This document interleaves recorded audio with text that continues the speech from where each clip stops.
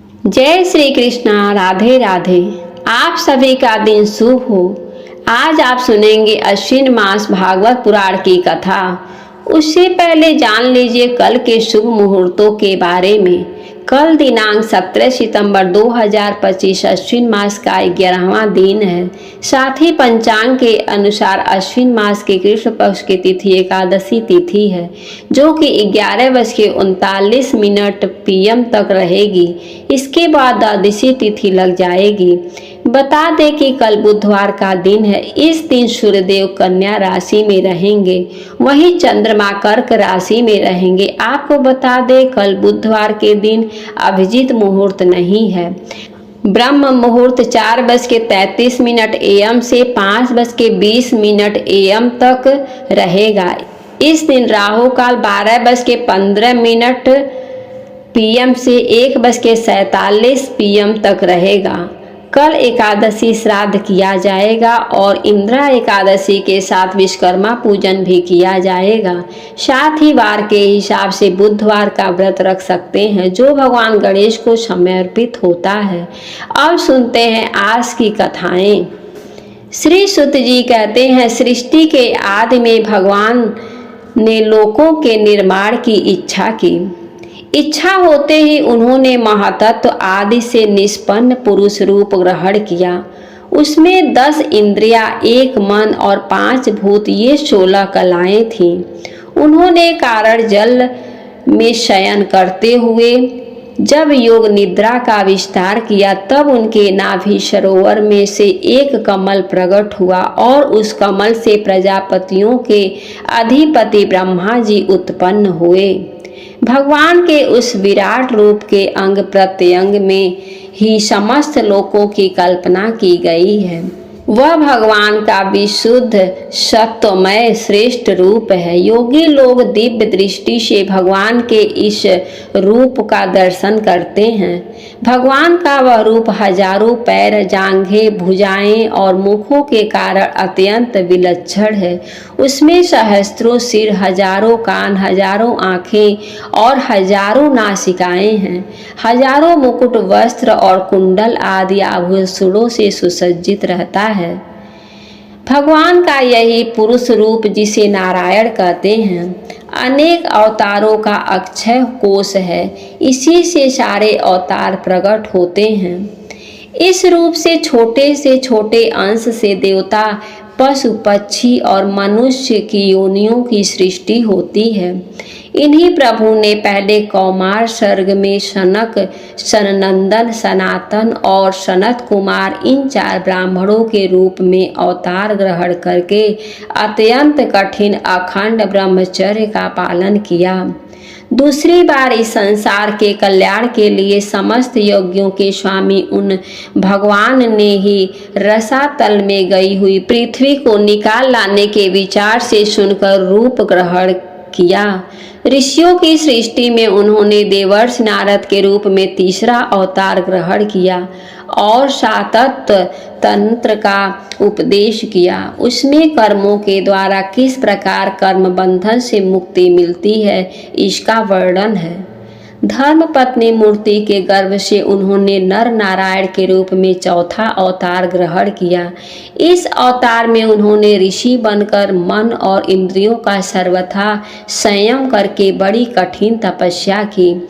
5वें अवतार में वे सिद्धों के स्वामी कपिल के रूप में प्रकट हुए और तत्वों का निर्णय करने वाले सांख्य शास्त्र का, जो संयम के फेर से लुप्त हो गया था, आसुरी नामक ब्राह्मण को उपदेश किया। अनसुईया के वर मांगने पर 6ठे अवतार में वे अन्नी की संतान दत्तात्रेय हुए। इस अवतार में उन्होंने अलर्क एवं प्रहलाद आदि को ब्रह्मचर्य, ब्रह्म ज्ञान का उपदेश किया। 7वीं बार रुचि प्रजापति की आकृति नामक पत्नी से यज्ञ के रूप में उन्होंने अवतार ग्रहण किया और अपने पुत्र याम आदि देवताओं के साथ स्वयंभू मनंत्वर की रक्षा की। राजा नाभि की पत्नी मेरु देव की गर्भ से ऋषभ देव के रूप में भगवान ने 8वां अवतार ग्रहण किया। इस रूप में उन्होंने परमहंसों का वह मार्ग जो सभी आश्रमियों को लिए वंदनीय है। ऋषियों की प्रार्थना से 9वीं बार वे राजा पृथु के रूप में अवतीर्ण हुए। शौनकादि ऋषियों इस अवतार में उन्होंने पृथ्वी से समस्त औषधियों का दोहन किया था। इससे यह अवतार सबके लिए बड़ा ही कल्याणकारी हुआ। आचुच्छ मनवंतर के अंत में जब सारी त्रिलोकी समुद्र में डूब रही थी, तब उन्होंने मत्स्य के रूप में 10वां अवतार ग्रहण किया और पृथ्वी रूपी नौका पर बैठाकर अगले मनवंतर के अधिपति वैवस्वत मनु की रक्षा की।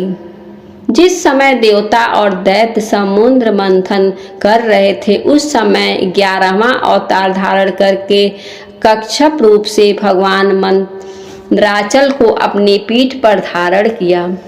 12वीं बार धन्वंतरी के रूप में अमृत लेकर समुद्र से प्रकट हुए और 13वीं बार मोहिनी रूप धारण करके दैत्यों को मोहित करते हुए देवताओं को अमृत पिलाया।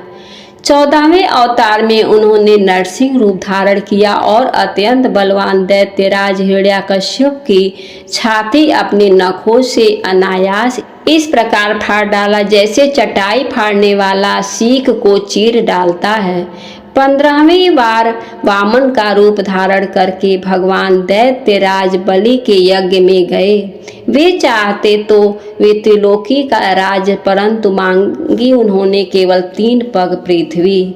16वें परशुराम अवतार में जब उन्होंने देखा कि राजा लोग ब्राह्मणों के द्रोही हो गए हैं, तब क्रोधित होकर के उन्होंने पृथ्वी को 21 बार क्षत्रियों से शून्य कर दिया। इसके बाद 17वें अवतार में सत्यवती के गर्भ से पराशर जी के द्वारा वे व्यास के रूप में अवतीर्ण हुए। उस समय लोगों की समझ और धारणा शक्ति कम देखकर आपने वेद रूप वृक्ष की कई शाखाएं बना दी।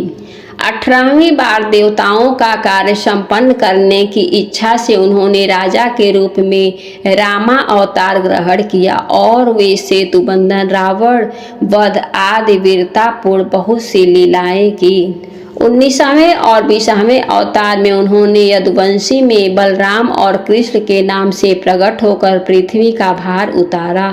उसके बाद कलयुग आ जाने पर मगध देश में देवताओं के देशी दैत्यों को मोहित करने के लिए अजन के पुत्र रूप में आपका बुद्ध अवतार होगा। इसके भी बहुत पीछे जब कलयुग का अंत समीप होगा और राजा लोग प्रायः लुटेरे हो जाएंगे, तब जगत के रक्षक भगवान विष्णु यश नामक ब्राह्मण के घर कली के रूप में अवतीर्ण होंगे। शौनकादि ऋषियों जैसे अगाध सरोवर से हजारों छोटे छोटे नाले निकलते हैं, वैसे ही सत्यनिधि भगवान श्री हरि असंख्य अवतार हुआ करते हैं। ऋषि मनु, देवता, प्रजापति, मनुपुत्र और जितने भी महान शक्तिशाली हैं, वे सब के सब भगवान के ही अंश हैं। ये सब अवतार तो भगवान के अंशावतार अथवा काला अवतार है, परंतु भगवान श्री कृष्ण तो स्वयं भगवान ही हैं। जब लोग दैत्यों के अत्याचार से व्याकुल हो उठते हैं, तब युग युग में अनेक रूप धारण करके भगवान उनकी रक्षा करते हैं। भगवान के दिव्य जन्मों की यह कथा अत्यंत गोपनीय रहस्यमयी है। जो मनुष्य एकाग्रचित से नियम पूर्वक सायंकाल और प्रातःकाल प्रेम से इसका पाठ करता है, वह सब दुखों से छूट जाता है। प्रकृति स्वरूप रहित चिन्मय भगवान का जो स्थूल जगतकार रूप है, यह उनकी माया के महत्वादि गुणों से भगवान में ही कल्पित है। धूसरपना जैसे बादल वायु के आश्रय रहते हैं और धूल में होता है, परंतु अल्प बुद्धि मनुष्य बादलों का आकाश में और धूसरपने का वायु में आरोप करते हैं, वैसे ही अविवेकी पुरुष सबके साक्षी आत्मा में स्थूल दृश्य रूप जगत का आरोप करते हैं।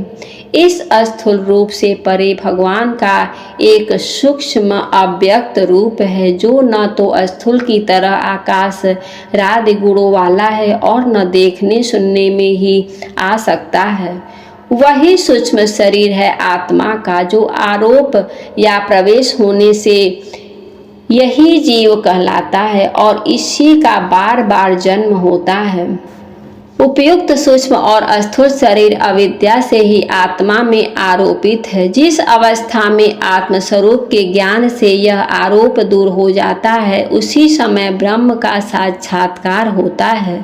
तत्वज्ञानी लोग जानते हैं कि जिस समय यह बुद्धि रूपा परमेश्वर की माया निवृत्त हो जाती है, उस समय जीव परमानंदमय हो जाता है और अपनी स्वरूप महिमा में प्रतिष्ठित होता है।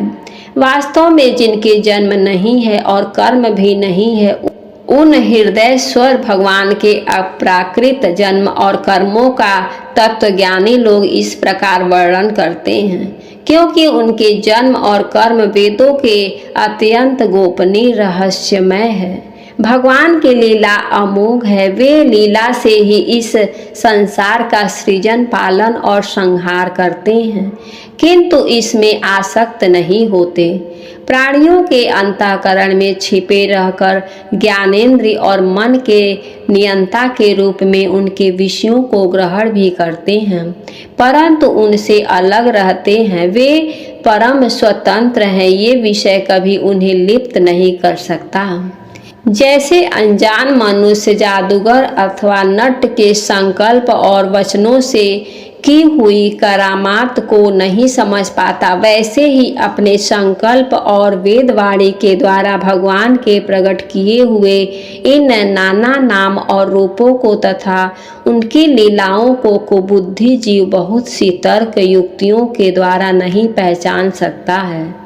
चक्रपाणी भगवान की शक्ति और पराक्रम अनंत है, उनकी कोई था नहीं पा सकता। वे सारे जगत के निर्माता होने पर भी उससे सर्वथा परे हैं।